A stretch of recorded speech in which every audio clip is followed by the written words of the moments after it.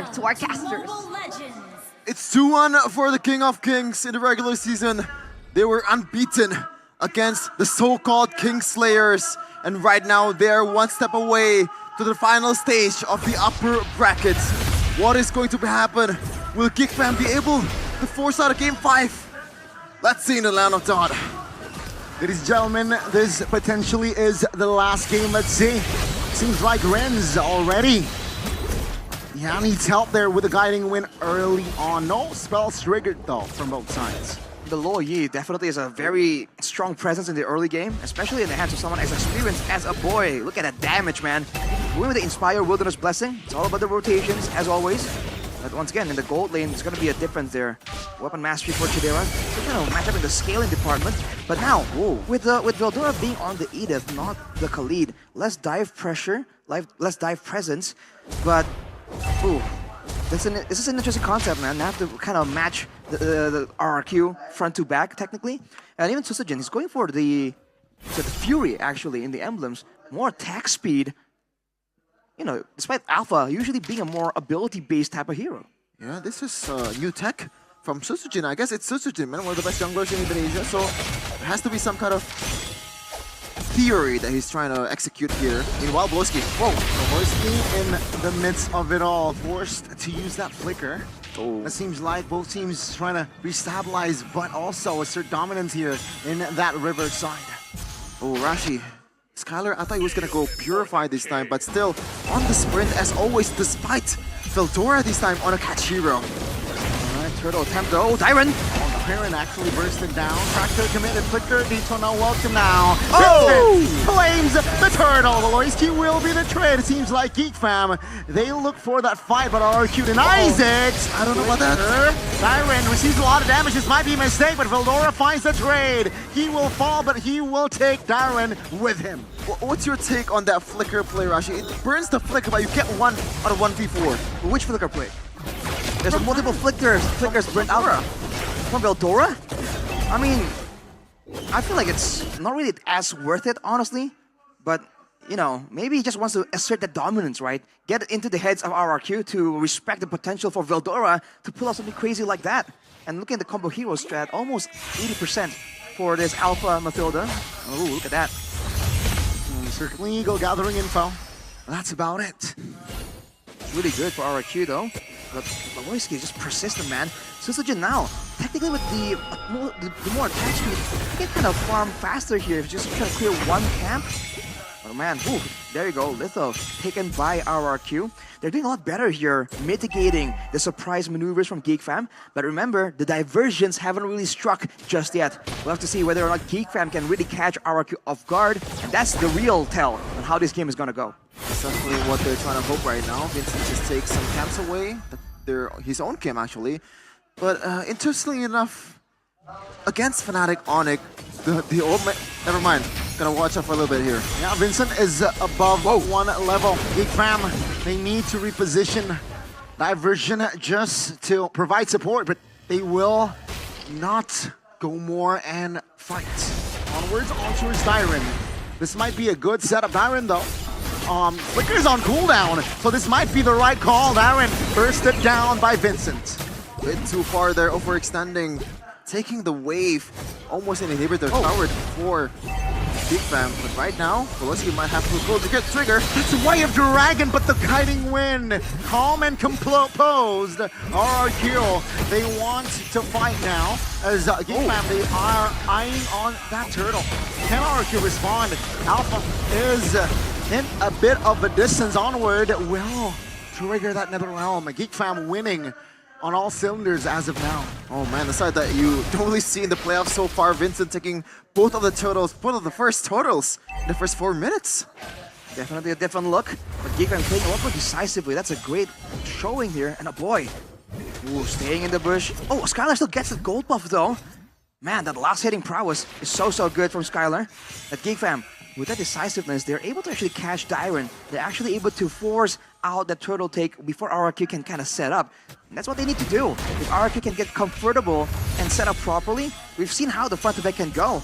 Looking at some of the items here, Hasclaws completed for Skylar, so a lot of sustain, a lot of staying power to stay in the lane, even if he gets low. But look at this Veldora. That's onward. Idok will force to use that circling eagle. And he will reposition, but Way of Dragon actually connects out towards Sutsujin. Oh, the guiding win again. So clutch, Idok.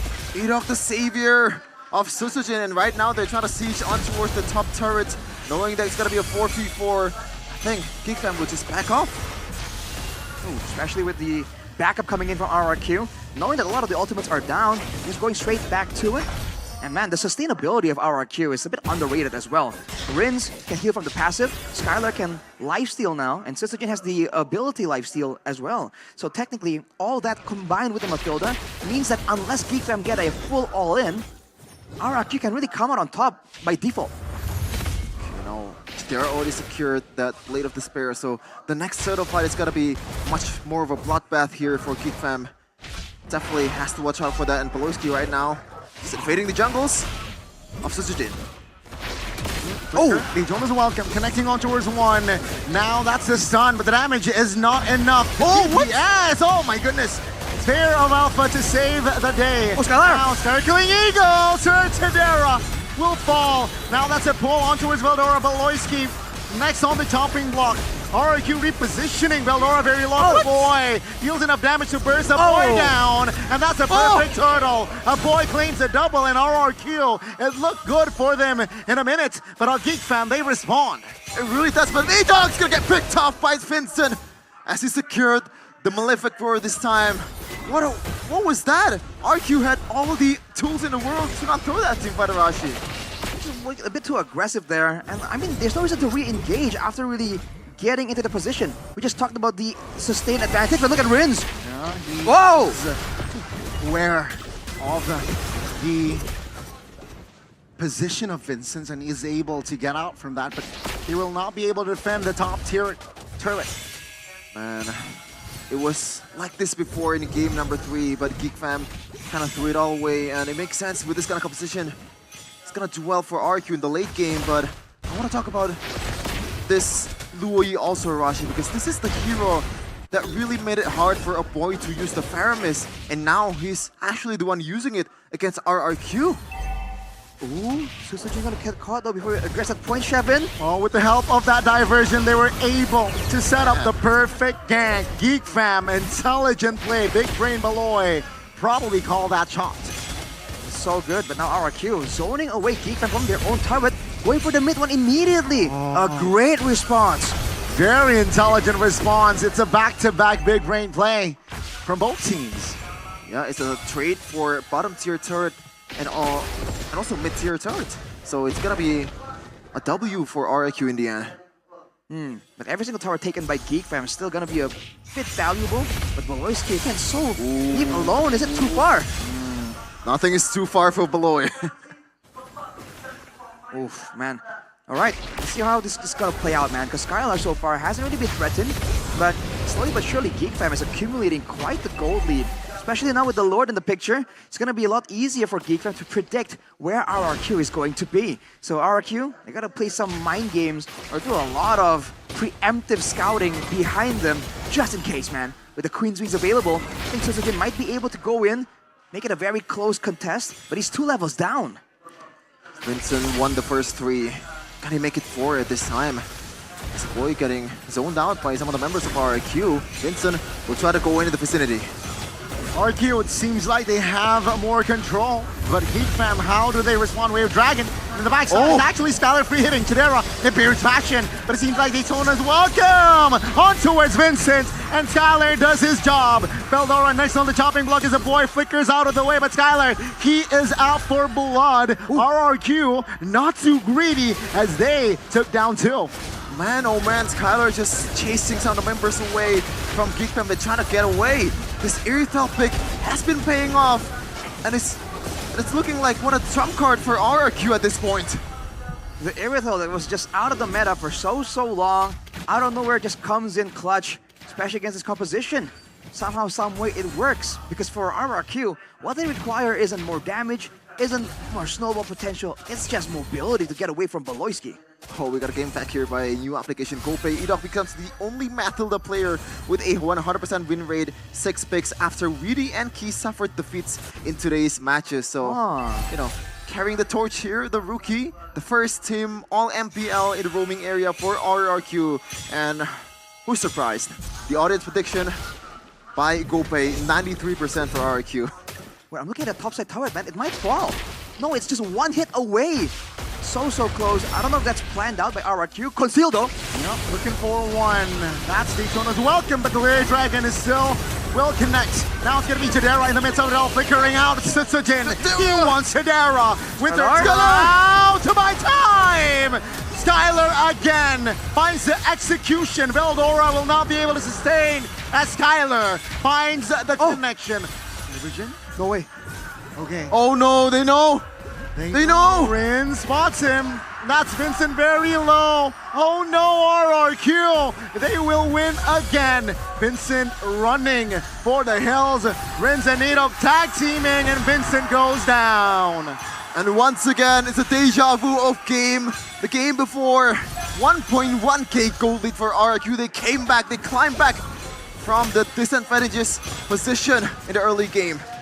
Oh boy, that really could have gone really far south for RRQ. The fact that the flankers was Aboy and Vincentt, that was ideal, but man, it was just that close. RRQ didn't bite, didn't move into the danger zone.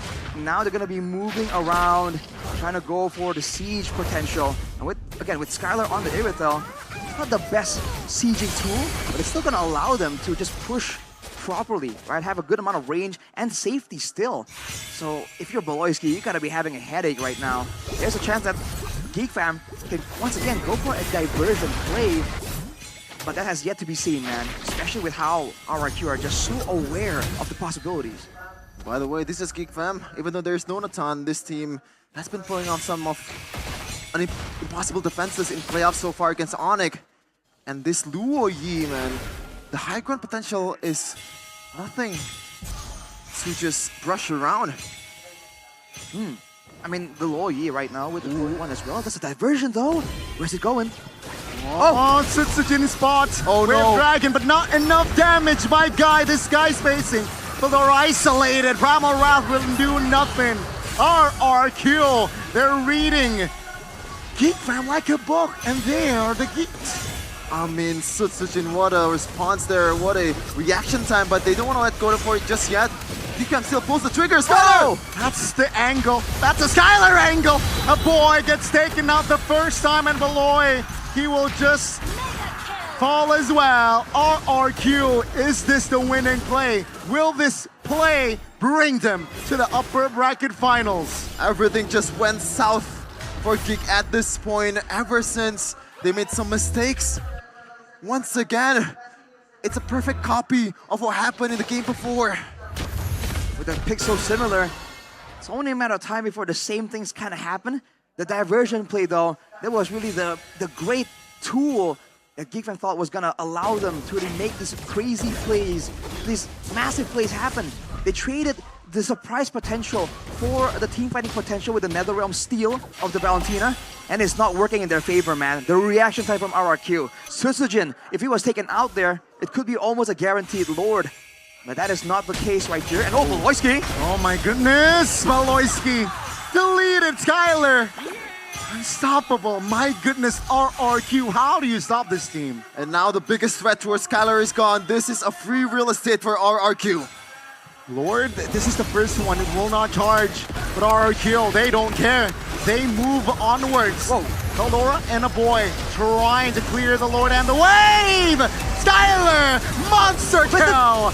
Vincentt trying to find an angle. He shuts him down. But Rinz in the no man's land gets taken down. That's Sutsujin with the Spear of Alpha Lord. 50% HP. Can they defend? Now it's all up to idok!